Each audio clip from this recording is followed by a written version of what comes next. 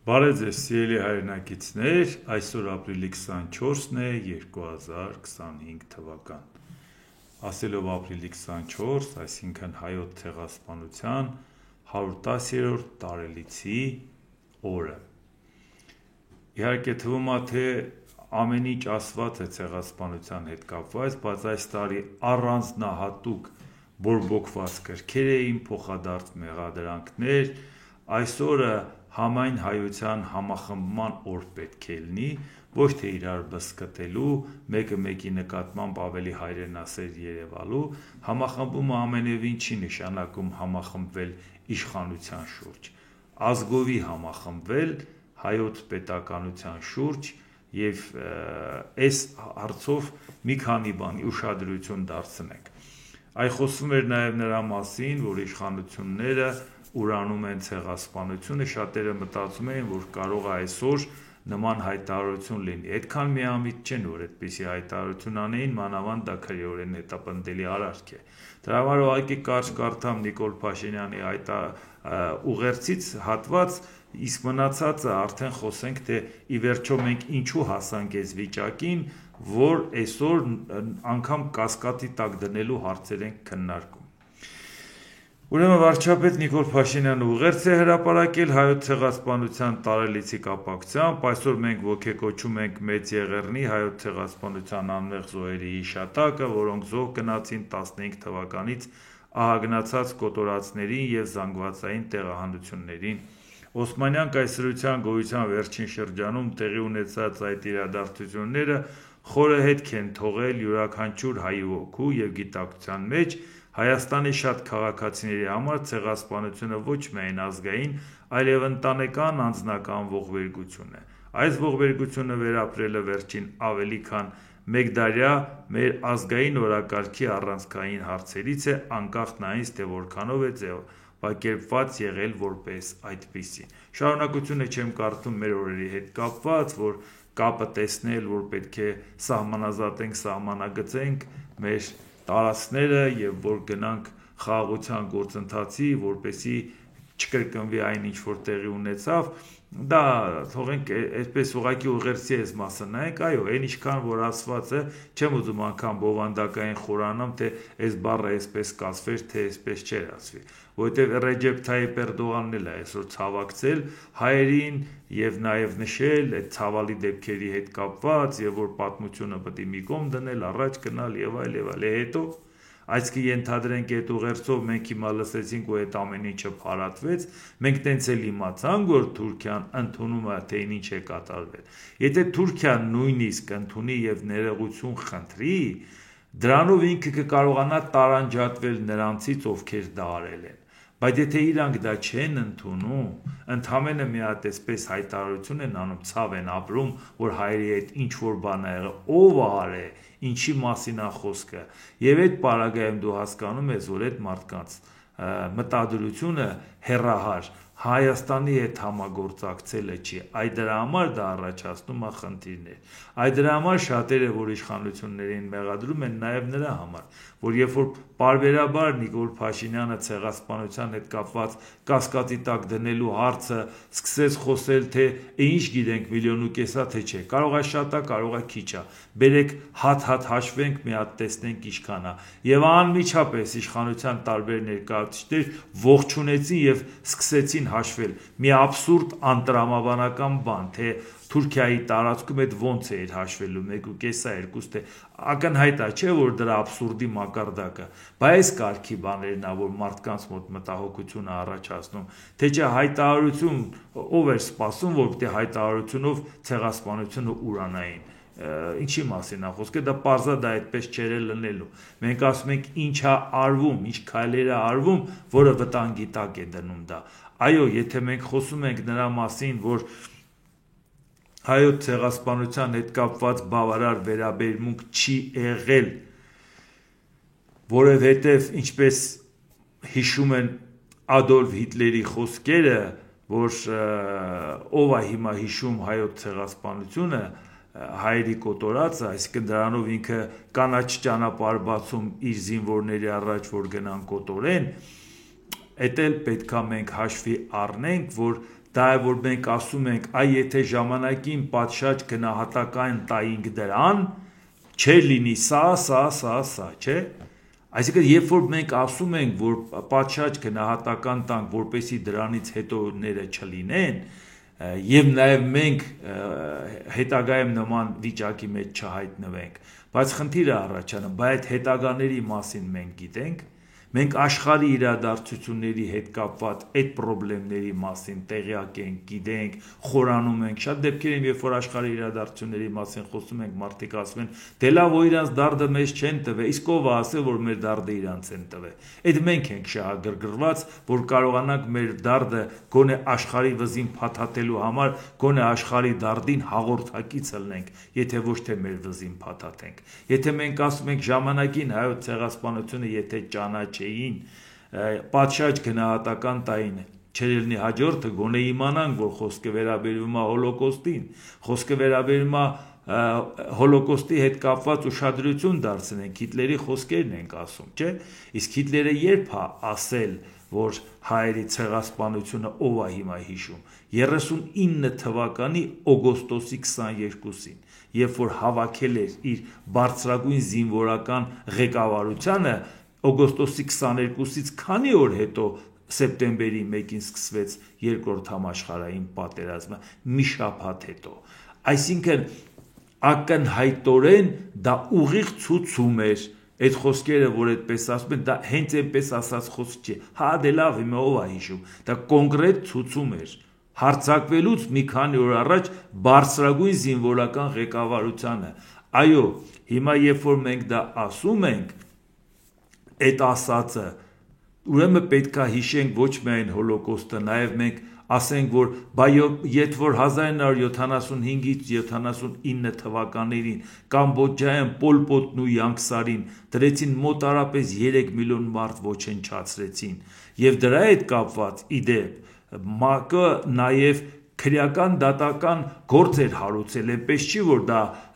արձագանք չի ստացել, բայց դա էլ է մեր խնդիրը, որ ասենք այս է տեղի ունեցել, եթե ժամանակին գնահատական տայիք 94 թվականին մեր աչքի առաջ Ռուանդայում ինչ եղավ, մոտ 1 միլիոն, մոտարապես 1 միլիոն 100 հազար տուտսի սպանեցին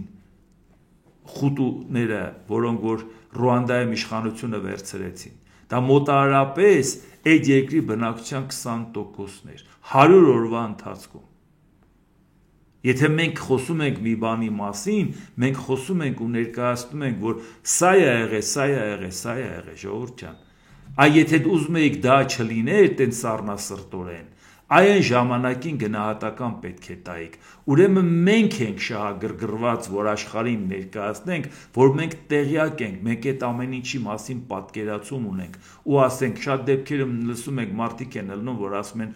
դե լավ, մի հрьяաները մեր ցեղասպանությունը ճանաչել են, որ մենք իրանցը ճանաչենք, բայց իրանք դրա կարիքը չունեն, մենք ունենք։ Իրանք չունեն, իրանցը ճանաչել են։ Իրանցը ՄԱԿ-ը որոշում է ընդունել, կոնկրետ օր է սահմանել։ Ոնց որ Ռուանդայի հետ կապված ցեղասպանության հետ կապված օր որոշած ու սահմանած ՄԱԿ-ի կողմից, նրանք այդ խնդիրը չունեն։ Այն որ Հիտլերն ասել է, որ ով է հիշում հայոց ցեղասպանությունը 15 թվականից 39 թվականը քանի տարի է անցել, չէ՞։ Այն մոտարապես այդքան տարի էլ անցել է հոլոկոստի ավարտից մինչև 1970 թվական, որ Գերմանիայի Ֆեդերատիվ Հանրապետության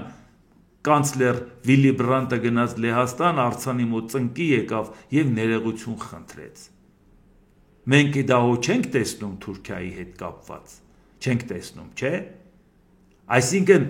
մեր անելիքը նաև նա է, որ աշխարհին ցույց տալու հետ կապված նրանցից ներողություններ են խնդրել, փոխհատուցումներ են տվել, նրանց հետ կապված իրանք անենց մի հատ PR են արել, թեկուզ մի քիչ սիրուն չի այդ դեպքի հետ կապված տենց ներկայացնել ամբողջ աշխարհով։ Այդ մենք ենք շահագրգռված, որ ասենք մերը նորմալ պատշաճ գնահատական տայք սա չէր լինի։ Այսօր ինչ է անում Ռուսաստանը ու Ուկրաինայում։ Այդ նույն մարդիկ չեն զոհվում, մարդկանց աչքի առաջ 3 տարուց ավել տեղի է ունեցել։ Այո, Արցախի էթնիկ զտումը բա ինչ էր, եթե ցեղասպանություն չէր։ Անպայման բոլորին պետք է կոտորեին։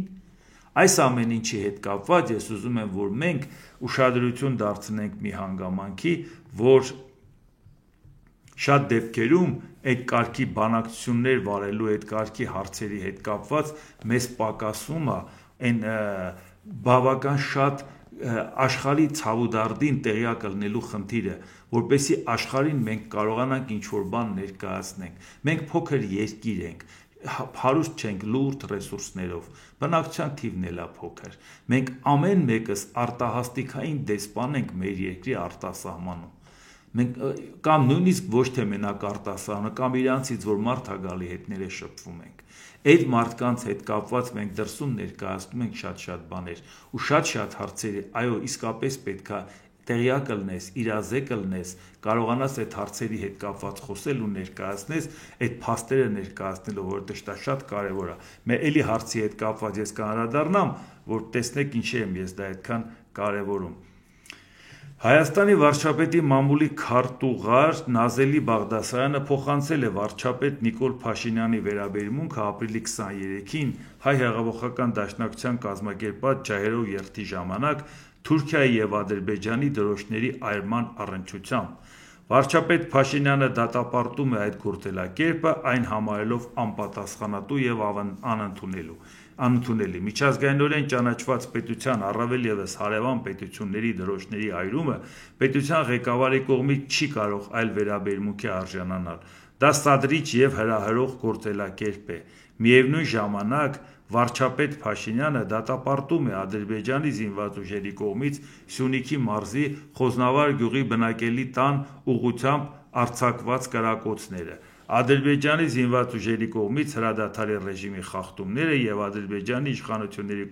կոչ է անում քննության առնել այդ դեպքերը եւ հանդես գալ պարզաբանումներով։ Սա էլ ուղղակի խոսենք, սրա մասին շատ քննարկվեց, այդ դրոշ վառելու հարցը կարելի է ասել մենակ այս տարի էր վառել, այդ երբ չէին վառում, որ, բայց ուղղակի նաեւ հասկանանք, այսինչ մի հատ աժոտաժ էր հատկապես այս տարի։ Ինչ էր պատահել։ Դատապարտում ես, չգիտես ինչ ես անում։ Ես էլ ասեմ իմ վերաբերմունքը, ես ինքս կողմ չեմ դրոշն այրելու։ Մի պարզ պատճառով, որ դա արդյունավետ չի։ Դու մենաշնորհ չունես ուրիշ պետության դրոշ վառելու, ինքն է կարող է քոնը վառի։ Այսինքն այդտեղ այնպես չի, որ դու առավելություն ունես, դու կվառես ինքն է մանտրաշից կնստի։ Ինքն է կարող է քո նկատմամբ համարժեք բան։ Եթե դա համարժեքության հնարավորություն է տալիս, դու որևէ առավելություն չունես։ Բայց հարց է ծագում։ Ենթադրենք կարեց ես էլ չեմ ընդունում։ Իսկ ով ասել, որ բաները, որը ես չեմ ընդունում, ուրեմն ճիշտը մենակ ես եմ, ուրիշ այդ ճշտի իրավունքը չունի։ Մի դրել է, մի դատապարտում են, մի չգիտես ինչեր են անում։ Նիկոլ Փաշինյանը դատապարտեց, Նիկոլ Փաշինյանի սատարող բոլոր արևմտամետները իրանց պարտքը համարեցին դատապարտելու։ Ժորժ ջան, ձեզ հետ ինչ է կատարվում։ Նրանք էլ ունեն իրանց կարծիքը։ Շատ բաներ դաշնակցությունն անում է, որ քննադատում ենք, ասում ենք, այս բանը այսպես չի, այն բանը այնպես չի։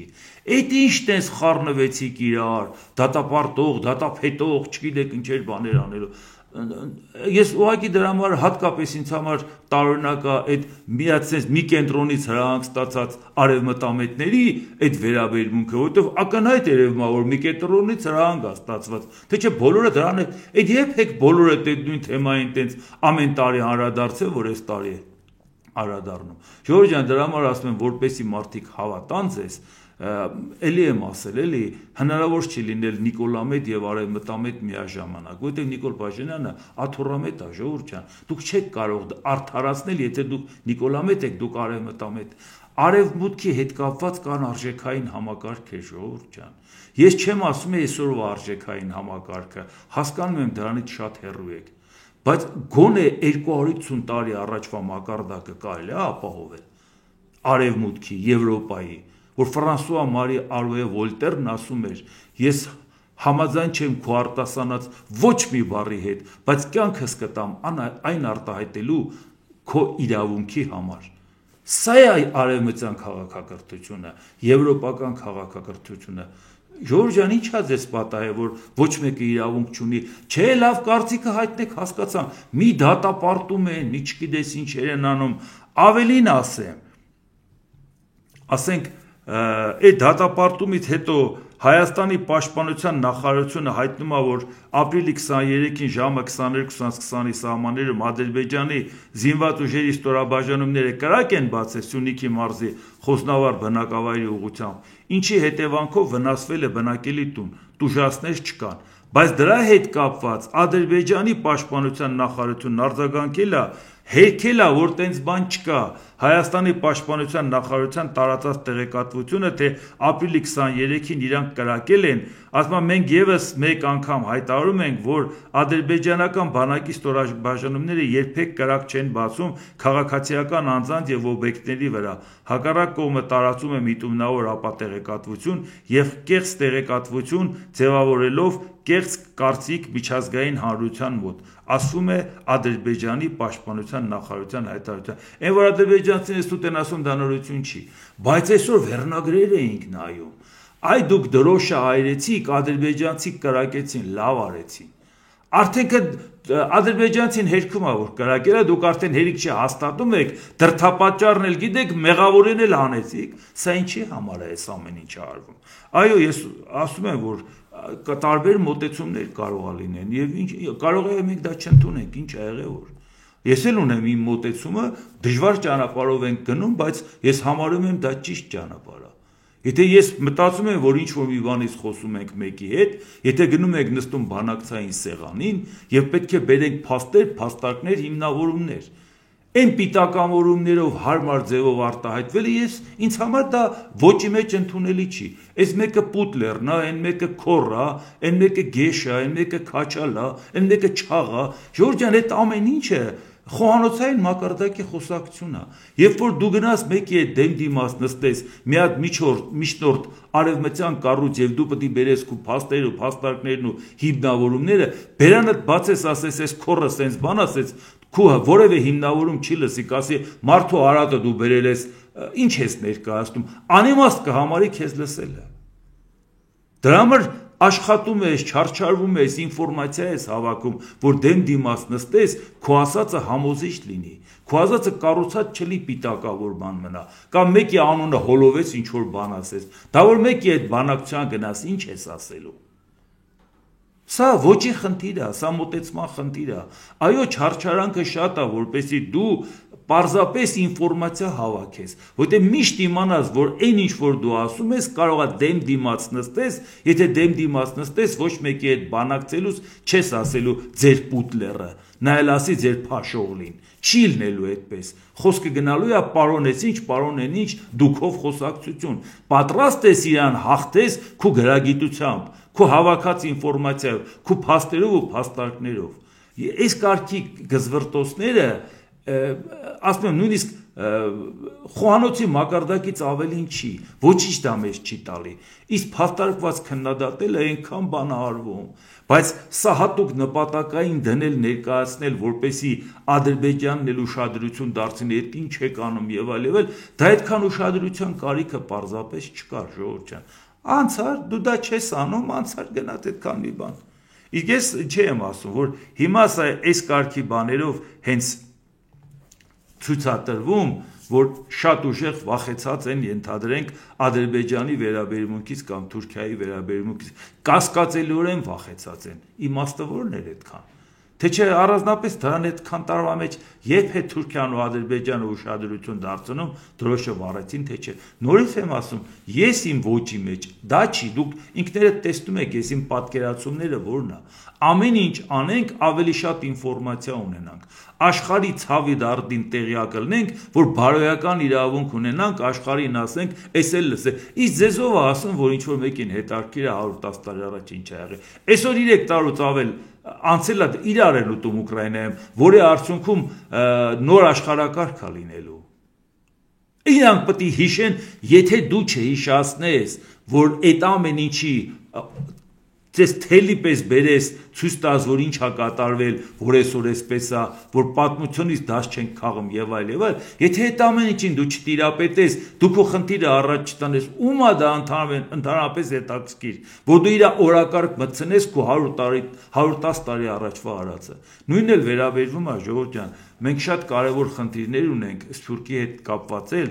այո, ցեղասպանության հետ կապված միշտ պետք է հիշել, պահանջատերել լինել եւ հասնել նրան, որ այո, ոնց որ ասեցինք, որ Գերմանիան երբ որ հայրաներից ներողություն էր խնդրում, Գերմանիան շատ ավելի հզոր էր, քան Իսրայելը 70 թվին։ Ինչ պետություն էր Իսրայելը 70 թվին, որ Ամերիկան ձեռը քաշեր այդ պետությունը չէր ելնի։ Բայց ի վերջո հասան դրան, չէ՞։ Գերմանացիները քիչ էին կոտորել։ Այն դու ինքդ երբ որ կանգնում ես Արարատ Միրզոյանն կանգնեց անգամ բանում Թուրքիայում երբ որ բանակցություններին ասում է պետք է անցյալը մի կողմ դնենք, էս անենք, այն անենք, ապագայի մասին մտածենք, անցյալում մեզ են կոտորել, մենք պետք է չասենք լավ էլի անցյալը մոռացեք, մեզ պետք է ասեն դե լավ, անցյալը մի կողմ դնենք, առաջ գնանք, բայց իրանք ընդառաջ քայլ անեն։ Մենք ընդառաջ քայլ ենք անում, անցյալը մի կողմ ենք դնում, մեզ մերժում են։ Մեր իրանք են նախապայման դնում մեր առաջ, որտեղ այն ինչ որ մենք ունեինք սեղանին դնելու դրանից հրաժարվում ենք։ Այո, Սփյուռքում եկել է մի սերունդ, որոնք որ շատ մարդիկ արդեն իրանց հայրերը, պապեր, տատերը արդեն այդ երկրի քաղաքացիներ են։ Թե Միացյալ Նահանգների, թե եվրոպական երկրների լիիրավ քաղաքացի են, նորմալ ինտեգրված են այդ երկրներում, հաջողակ մարդիկ են, լավ մասնագետներ են, գործարար են, պրոֆեսիոնալ կադրեր են, պետական ծառայության մեջ են։ Ամեն օր ինչի որ ամեն օր նա ասենք մտածի որ այ կոտորել են մեր պապերին, տատերին, այս են արել են արել, նա հաջողակ մարդ է, նա պետք է իր ուժը եռանդը ներդնի համայն հայության հայրենիքը Հայաստանը, որպեսի պատկերացնի, ոնց շենացնի, ոնց հզորացնի եւ այդ բազայի վրա նաեւ աշները կողի, որ էս է կարել, էս է կարել, էս է կարել։ Այս երկիրը պետք է շատ ուշադիր լինել, որտեւ այդ երկիրը արդեն ցույցատվել թե ինքը ինչի է ընդունակ։ Այսինքն այո, մեզ համար օրակարգը վաղուց պետք է լինի, որ Հայաստանը համայն հայության հայրենիքն է այդ կարգախոսը։ Իսկ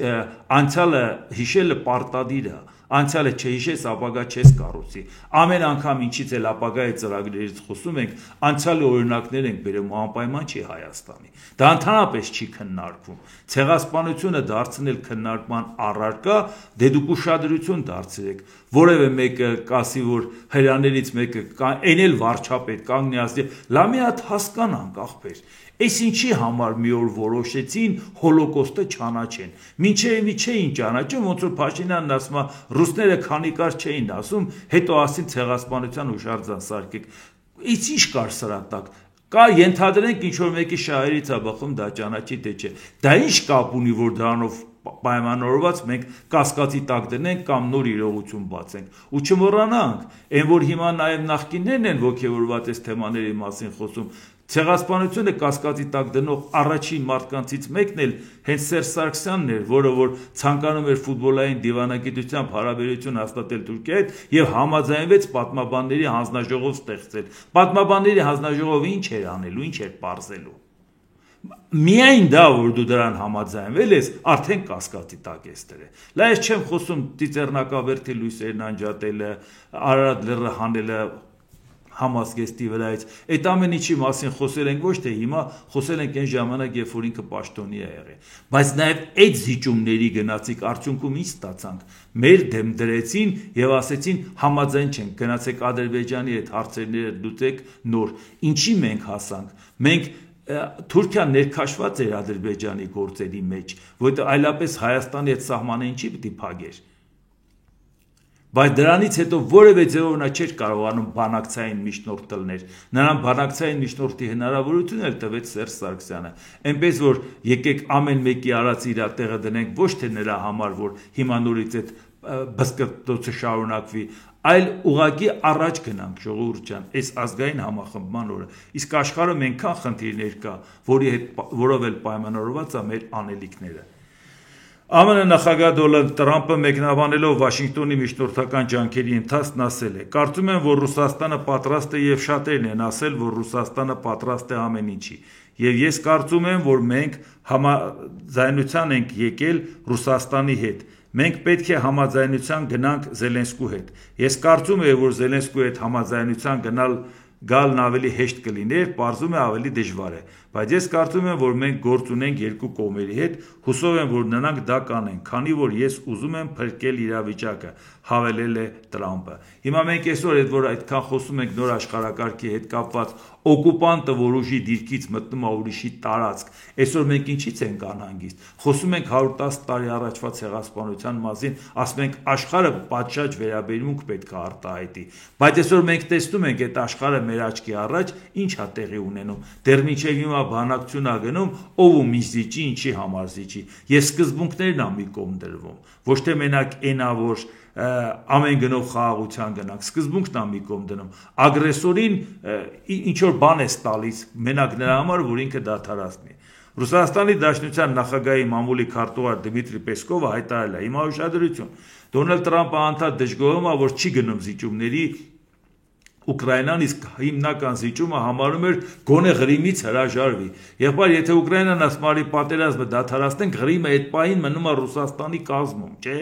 Բայց նա պաշտոնապես չի ճանաչում իր տարածքը Ռուսաստանի։ Ինչի՞ ես պարտադրում, որ նա ճանաչի այդ տարածքը Ռուսաստան։ Եթե քո նպատակը պատերազմը դադարեցնելն է, ասում ես, այս վիճակով ֆրոնտը այս վիճակով կանգնացնում ենք։ Իսկ եթե ընդամենը խոսքը Ղրիմի մասին է գնում, բայն 4 մարզերի մասին ինչի՞ չի գնում խոսակցություն։ Բայց այդ դեպքում կանգնի Ռուսաստանին ասա, այդ 4 մարզերը հետ տալու ես։ Համաձայն եմ, Ղրիմը թողում ենք քեզ, 4 մարզերը հետ տալու ես, որպեսզի միակողմանի հարձակումը չլինի Ուկրաինայի վրա։ Դու Ղրիմը չես տալիս։ Բայց այդ մնացած 4-ի մասին ինչի չենք խոսում։ Իսկ Ռուսաստանը պատրաստ է այդ 4-ը տա։ Իսկ ինչ է ասում Պեսկովը։ Ուկրաինական զորքերի դուրսբերումը Ռուսաստանի կազմում գտնվող Դոնբասի եւ Նավառոսիայի շրջանների տարածքներից անհրաժեշտ է Ուկրաինայում խաղաղության հասնելու համար։ Եթե Ուկրաինան դուրս բերի իր զորքերն այդ 4 շրջաններից, ապա այո, հակամարտությունը կավարտվի, եթե այդ պայմանը կատարվի։ Այդ շրջանները ամրագրված են Ռուսաստանի Դաշնության սահմանադրությամբ, որպես դրա անբաժանելի մասեր, իսկ ներկայում այդ շրջանների որոշ տարածքներ դեռ օկուպացված են Կիևի ռեժիմի կողմից։ Հանրաքվեների արդյունքում այդ տարածքներն ընդգրկվել են Ռուսաստանի Դաշնության վարչական սահմաններում։ Մեր տեսանկյունից դա եւ դե յուրե եւ դե ֆակտո իրավիճակ է, ասել է Պեսկովը։ Հիմա հարց է ծագում։ Այս կարգի անօրինականությունը Ամերիկայի Միացյալ Նահանգները պատրաստվում է օրինականացնի։ Այդ 4 մարզերի մասին, որ խոսքը գրում է Դոնեցկի, Լուգանսկի, Զապորոժիան եւ Խերսոնը, այդ 4 մարզից ոչ մեկը ամբողջությամբ Ռուսաստանը չի տիրապետել այն ժամանակ, երբ որ անցկացրել է հանրաքվե։ Անցկացրել է հանրաքվե, ժողովուրդը քվեարկել է այս տարածքի վրա, բայց որոշումը կայացել այն տարածքի վրա, որը Ուկրաինայի կազմում է։ Հետո էլ ասում է Ուկրաինան օկուպանտ է, այդ տարածքները իր վերահսկողության տակ է պահում։ Դու ո՞նց ես հանրաքվե արել, եթե ժողովուրդը պետք է քվեարկեր իր կամարտահայտությամբ, ինքը որոշում կայացներ։ Այն տարածքը, որը որ քու ձեռքին չի, այն տարածքը, որը քու կազմում չի, այնտեղ բնակիչ չունես, որը քվեարկությանը մասնակցել է։ Այսինքն նույն հաջողությամբ դու կարայիր քվեարկեիր Դոնեցկում, Լուգանսկում եւ ասեիր որոշել ենք Խարկովը միացնենք, ի՞նչ տարբերություն որ։ Հենց տենց որոշել ենք, որ Խարկովը մեր սահմանադրության մեջ մտցնենք։ Եվ ինքը ասում է, ես իմ սահմանադրության մեջ գրել եմ, դու պարտավոր ես դա ինձ տաս, այլապես խաղաղություն չի լինի։ Ես հանդուրժում եմ Ամերիկայի Միացյալ Նահանգները։ Բա ո՞նց է ուզում խաղաղության գնաց, հետո դժգոհում ես, թե Ուկրաինան չի համաձայնվում, զիջումների չի գնում։ Ինչի զիջումների գնա, այս աբսուրդի։ Գոնե վատագույն դեպքում ասա, լավ է 4-ը կասեն դուս կգա, այն մեկը Ղրիմից գոնե հրաժարվի։ Գոնե հասկանանք ինչ են քվեարկում։ Այսինքն ես Ղրիմից հրաժարվում եմ պաշտոնապես, որից հետո էլ այն 4-ից եմ հրաժարվում։ Բա Ռուսաստանն ինչ է անում։ Ինչից է հրաժարվում։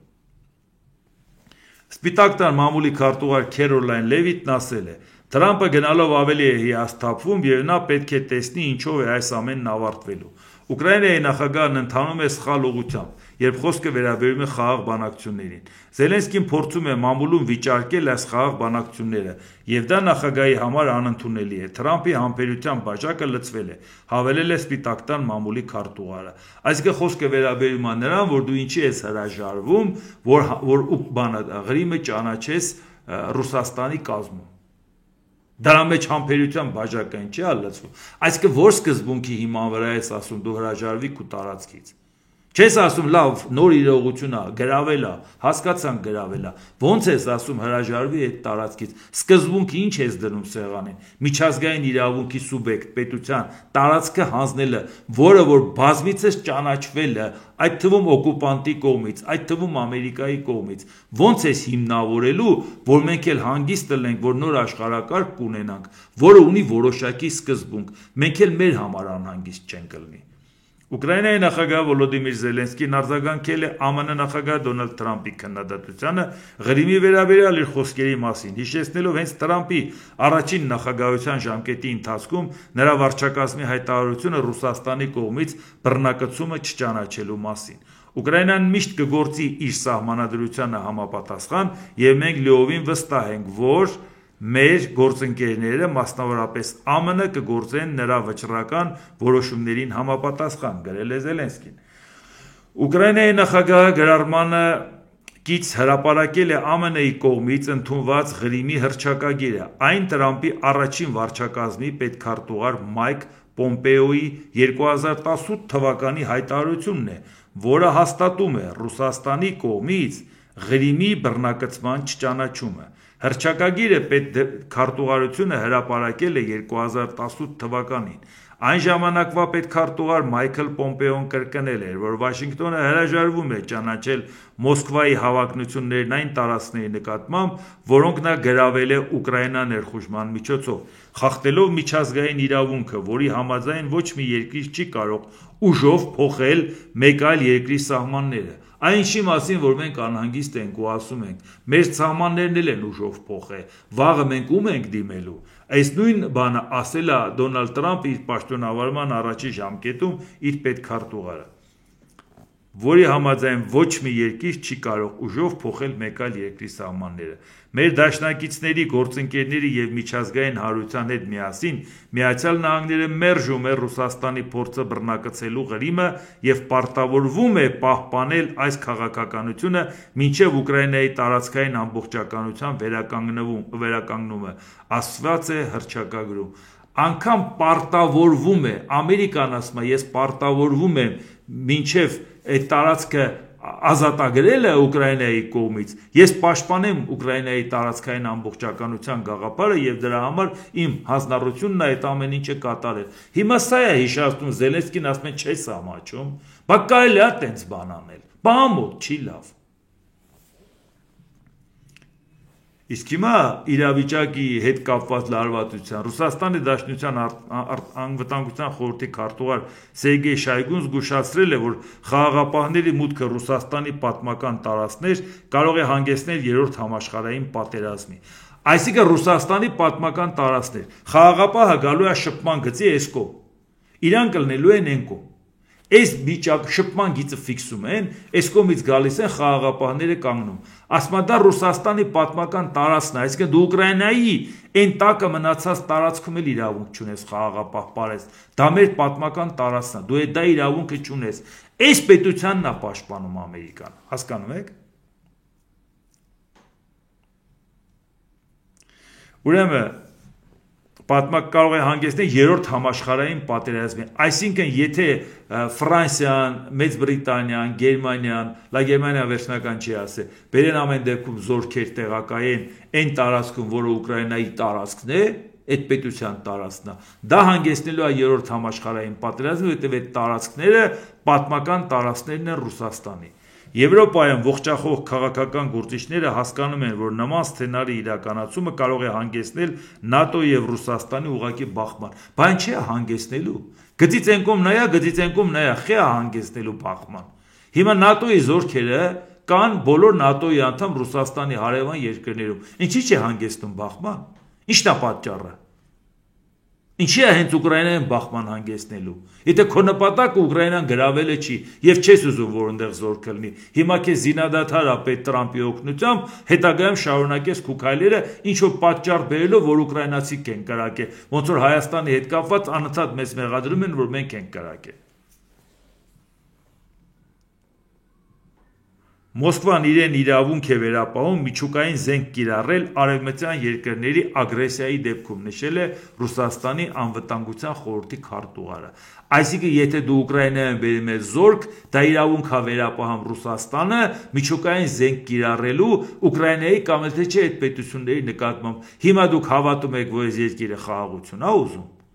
Եվ մի հատ էլ Տրամպը վիրավորվում է, որ ինչի Ուկրաինան ինչ չի լսում։ Այս ամենի, բա Տրամպը թող հասնի նրան, որ գոնե այն տարածքը, որը մնում է Ռուսաստան, Ուկրաինայի վերահսկողության ներքո, այդ տարածքը կարողանան պահեն, այն էլ եվրոպական խաղաղապահներով, բա դրա խոստացել էր Տրամպը, բա ինչի է հիմա շանտաժանում երրորդ համաշխարհային պատերազմով։ ԱՄՆ նախագահ Դոնալդ Տրամպը դիմելով Ռուսաստանի նախագահ Վլադիմիր Պուտինին մեկնաբանել է Կիևի վրա զանգվածային հարձակումը։ Ես գոհ չեմ Կիևի վրա Ռուսաստանի հարվածներից, դրանք անհրաժեշտ չէին եւ շատ վատ պահի տեղի ունեցան։ Այսինքն ինքը բանակցում էր Կիևին մեղադրում էր, մեկ է ռուսները խփեցին այս գիշեր։ Այն էլ բալիստիկ հրթիռներով Կիևին խփեցին, մենակ դրոններով չէ։ Այսինքն ասում է շատ վատ պահի տեղի ունեցավ, այսինքն եթե մի երկու օր առաջ էր կամ մի երկու օր հետո ոչինչ։ Սպասեք մի քիչ մուննատ գանք Ուկրաինայի վրա, հետո խփեիք այդ անաշեններ, վախտեք թե։ Այսինքն նույնիսկ ինչ է նշանակում բալիստիկ հրթիռով Կիևին խփելու վատ պահ։ Այն միշտ էլ վատ պահ է։ Վլադիմիր կանգ առ Շաբաթական 5000 զինվոր է զոհվում, եկեք հասնենք խաղաղության գործարքին, գրել է ԱՄՆ նախագահը։ Այսինքն հիմա հասկացաք, որ Վլադիմիրը կանգ չի առնելու։ Վլադիմիրի նպատակը կանգ առնելը չի, բայց սրա մասին ենք խոսում, որ միևնույն է ուշ-թե-շուտ Ամերիկան վերանայելու այդ վերաբերմունքը, եւ Եվրոպա չի կարող հանդուրժի, որ սենց զոհաբերեն Ուկրաինային։ Իսկ հիմա տնտեսական հարցերի հետ կապված էլ նայենք։ ԱՄՆ նախագահ Դոնալդ Տրամպը լրագրողներին ասել է, թե իր վարչակազմը Չինաստանի հետ արդար գործարքի կգա առևտրի հարցում, հավելելով, որ երկրների հետ բանակցությունները շատ լավ են ընթանում։ Սպիտակ տանը Տրամպին տրված հարցին, թե արդյոք նա ակտիվորեն բանակցում է Չինաստանի հետ, ԱՄՆ նախագահը պատասխանել է. ակտիվորեն ամեն ինչ ակտիվ է։ Յուրաքանչյուր երկիր ցանկանում է մասնակից լինել, նույնիսկ նրանք, ովքեր մեզ շատ ու շատ տարիներ թալանել են։ Չինաստանը օրինակ է, բայց միայն Չինաստանը չի, նաև Եվրամիությունը։ Նրանք մեզ թալանել են տարիներ շարունակ ու այդ օրերն անցել են։ Մենք կկարողանանք էապես նվազեցնել հարկերը, հավելել է ԱՄՆ նախագահը։ Իհարկե այն ինչ որ ինքը անդադ ասում է թալանել են, հիմա մաքսատուրքեր դրեց, հետո հանեց, որևէ ձևով բարենպաստ վիճակ չառաջացավ Ամերիկայի համար եւ գնաճի հետ կապված եւ ընդհանրապես տնտեսության անկման հետ կապված հազարու մի խնդիրների։ Այսինքն այդ ասածը գործնականում արդյունք չտվեց։ Հիմա ստիպված արդեն ինքը վերանայում է, բայց դրան զուգահեռ հիմա նորից էլի Չինաստանի հետ բացի այդ ուզում հարաբերությունը լավացնի, հիմա էլ ասում է ԱՄՆ նախագահ Դոնալդ Տրամպը գրել է. Boeing-ը պետք է դեֆոլտ հայտարարի Չինաստանի նկատմամբ այն բանի համար, որ Չինաստանը չի ընդունում այն գեղեցիկ պատրաստված ինքնաթիռները, որոնց գնման վերաբերյալ պարտավորություններ ստանձն է։ Հա պարտավորություններ ստանձնելն է, մի հատ տեսեք մաքսատուրքերն ինչքան եք բարձրացրել, էլ չի առնում։ Սա ընդամենը փոքր օրինակ է այն ամենից, ինչ Չինաստանն արել է ԱՄՆ-ի դեմ տարիներ շարունակ։ Եվ ի դեպ, ֆենտանիլը այդ սինթետիկ թմրանյութը շարունակում է հոսել մեր երկիր Չինաստանից, Մեքսիկայի եւ Կանադայի միջոցով, սպանելով 100 հազարավոր մարդկանց, եւ դա պետք է անմիջապես դադարեցվի, գրել է ԱՄՆ նախագահը։ Այսինքն այն ի սկզբանե մաքսատուրքերի ամբողջ քաղաքականությունը սկսվեց հենց այս սրանից, ֆենտանիլի դեմը առնելու համար, այ Կանադայի դեմը պետք է առնենք, եթե Կանադան չանի, թող դառնա 51-րդ նահանգ, Մեքսիկան է պետք է մտնի մեր կազմը, եթե սահմանը չի կարող պահի, մենք էս ենք անում, մեն ենք անում, զորքերն ավելացնում ենք, նրանք էլ են կողմից են անում, հիմա հանգիստ ազատորեն, փաստորեն ոնց հոսելը անեցել հոսում, հա։ Բայց ամբողջ պատմությունը դրանից էր։ Այս ամբողջ աղմուկը դրանից էր։ Փաստորեն ոչ մի բան չի կատարվել այս խստացումների արդյունքում։ Իսկ հիմա նայենք Իրանի հետ կապված ինչ կա, որ էլ մեզ պակաս չի հետաքրքրում։ Իրանի արտաքին գործերի նախարար Աբբաս Արաղչին ասել է. Իրանի հարաբերությունները եվրոպական 3 երկրների՝ Ֆրանսիայի, Գերմանիայի եւ Մեծ Բրիտանիայի հետ վերջին տարիներին վերելքներ ու վայրեջներ են ունեցել։ Ուզենք թե չուզենք, այս հարաբերությունները ներկայումս գտնվում են անկման վիճակում, որովհետև յուրաքանչյուր կողմ ունի իր օրակարգը։ Ստեղծված իրավիճակը երկու կողմերի համար էլ պարտություն է։ Անցյալ սեպտեմբերին Նյու Յորքում ես հանդիպեցի 3 երկրների արտաքին գործերի նախարարների եւ եվրոպական այլ գործընկերների հետ, առաջարկեցի երկխոսություն սկսել։ Ես ասացի, եկեք առճակատման փոխարեն ընտրենք համագործակցությունը, ոչ միայն միջուկային խնդրի շուրջ, այլ ցանկացած այլ ոլորտում, որտեղ մենք ընդհանուր շահեր ու մտահոգություններ ունենք։ Ցավոք նրանք ընտրեցին դժվար ճանապարհը։ Եվս մեկ անգամ առաջարկում եմ դիվանագիտություն։ Մոսկվայում եւ Պեկինում իմ վերջին խորհրդակցություններից հետո ես պատրաստ եմ առաջին քայլն անել, մեկնելով Փարիզ, Բերլին եւ Լոնդոն։ Ես պատրաստ էի դա անել նախքան ԱՄՆ-ի հետ անուղղակի երկխոսության սկսվելը, բայց 3 եվրոպական երկրներ չցանկացան։ Գնդակն այժմ եվրոպական դաշտում է։ Նրանք հնարավորություն ունեն ազատվել հատուկ շահերի խմբերի ազդեցությունից եւ այլ ճանապարհ բռնել։ Ուշադրություն դարձնենք հիմա սրա հետ կապված ասեմ ինչն է կարևոր։ Անցյալ տարվա սեպտեմբերին, երբ որ ասում մենք գնացինք այդ հարցը քննարկենք, անցյալ տարվա սեպտեմբերին դեռ Դոնալդ Տրամպը ընտրված չէր։ Այո, այդ ժամանակ ներողություն, Իրանի նկատմամբ հարձակում էր սկսված եւ Իրանը վախվորած հետ էր քաշվել, մեկուսացել էր։ Նաեւ այն կռիվների ժամանակ էր Իսրայելի հետ կապված, այդ պարագայում ինքը երբ որ չէր կարողանում հարցը լուծել, իսկ Ամերիկան ագրեսիվ ձևով ասում էր, չնայած շատ բավարար ագրեսիվ չասեց, որ ասեց այդ հարցերը կլուծեր, բայց ամեն դեպքում հասկանում էր, որ ասում էր Ռուսաստանը օգնես խնդիր է ունենալու։ Այդ դեպքում ցանկացավ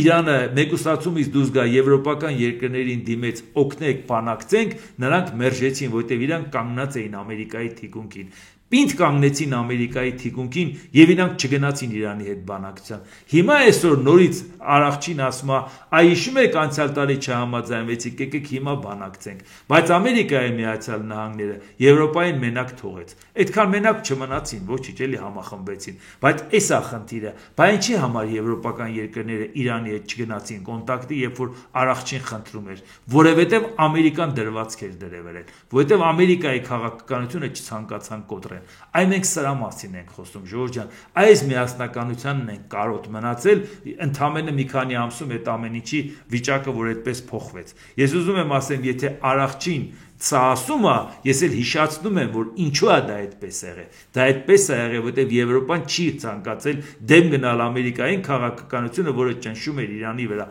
Ասեց եկեք միասնական քաղաքականություն վարենք։ Իրանը մերժել է Վաշինգտոնի պահանջները, որ Թեհրանը հարստացված ուրան ներմուծի արտասահմանից երկրի տարածքում այն հարստացնելու փոխարեն։ Բանակցող խմբին մոտ կանգնած իրանցի պաշտոնյան հերքել է ԱՄՆ պետքարտուղար Մարկո Ռուբիոյի պնդումներն այն մասին, թե Իրանը հարստացված ուրան է ներկրում արտասահմանից, այն երկրում հարստացնելու փոխարեն, խաղաղ միջուկային ծրագիրը Իրանի համար անքակտելի իրավունք անվանելով։ Այսինքն ինչպես տեսնում եք, Իրանը մերժել է անգամ, որ իր հարստացված ուրանը տա ուրիշին եւ ուրիշից վերցնի այն պատրաստի վիճակով, որ ոչ մի արտադրական հնարավորություն չունենա։ Ինքը դա իր համար գիծ է սահմանել, այդ չենք բանակցում, բայց փորձում է Եվրոպայի հետ մեկուսացումից դուրս գա, իսկ Եվրոպան կոնտակտի չի գնում, որտեղ Եվրոպան շատ ավելի արժանապատիվ գործընկերոջ պես է իրան պահում։ Հուսանք, որ Ամերիկայի Միացյալ Նահանգներն էլ իր վերաբերմունքը կվերանայի եւ մենք նոր որակի աշխարհակարգ կունենանք միասնական հավաքական արևմուտքով։ Դե ինչ, այսօր այսքանը, դիտեք եւ դատեք ինքներդ։ Շնորհակալություն։